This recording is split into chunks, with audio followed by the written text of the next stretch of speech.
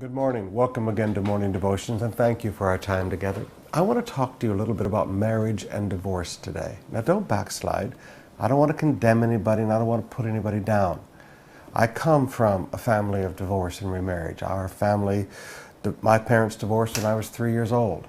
I have cousins that are divorced and remarried. I have a brother that's divorced and remarried. So please, I understand the pain of divorce and remarriage. I've been a child. I've been a product in a home of divorce and remarriage. So I don't speak any words of condemnation. But I will tell you this. Any person who has ever been through a divorce will tell you it is not the best. And any child that has ever been the product of a divorce or a parent abandoning the family will tell you it is definitely not the best. Let me talk to you about Paul's words for just a moment today. Jesus taught a lot about divorce and remarriage, and he said, listen, you're not supposed to get remarried. Now, Paul comes and teaches the same thing. In verse 10 of chapter 7, Paul says, to the married I give this command, not I, but the Lord. A wife must not separate from her husband. But if she does, she must remain unmarried or else be reconciled to her husband.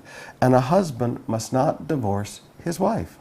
Then he comes over in verse 39 and says, a woman is bound to her husband as long as he lives. But if her husband dies, she is free to marry anyone she wishes, but he must belong to the Lord.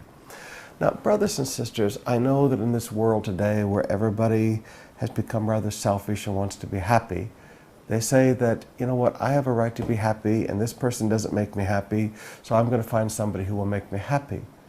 And what people quickly learn, and people who have been through this will tell you this, not just those of us from the outside looking in, but those who have actually gone through the experience, they will tell you looking for a new partner doesn't make you happy. You can't look for somebody else to make you happy. Happy has to come from the inside. Happiness has to be something that comes out of you. But I want to challenge you today that in this world in which people want to begin to do divorce and remarriage all the time, and we see the artistas divorcing and remarrying, we see preachers divorcing and remarrying, and we see people of influence divorcing and remarrying, and all of a sudden everybody thinks it's okay because people are doing it. Well, forgive me, I like how the Catholic Church has just said, no, it's not right. And when people get mad at them, the Catholic Church says, what do you want us to do, change the Bible? I agree with them. At some point, we have to recognize God understands us better than we understand ourselves. Work through your problems. Sit down with a pastor and get some counseling. Work through the problems. And to the young people, I would say, don't just think once before you get married. Think twice. Think 10 times. Think 100 times. It's a long lifetime.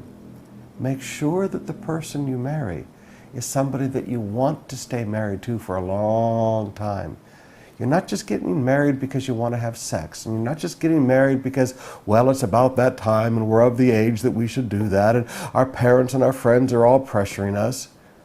You should marry somebody because you want to spend the rest of your life with them and just be happy with them. Now, when you marry somebody for that reason, for the rest of your life, it's wonderful. Yeah, every marriage goes through a few bumps, but it's wonderful. Please, let me encourage you today. Don't look upon marriage as a revolving door. It's not. The Bible teaches us marriage is a one-way street until death do we part.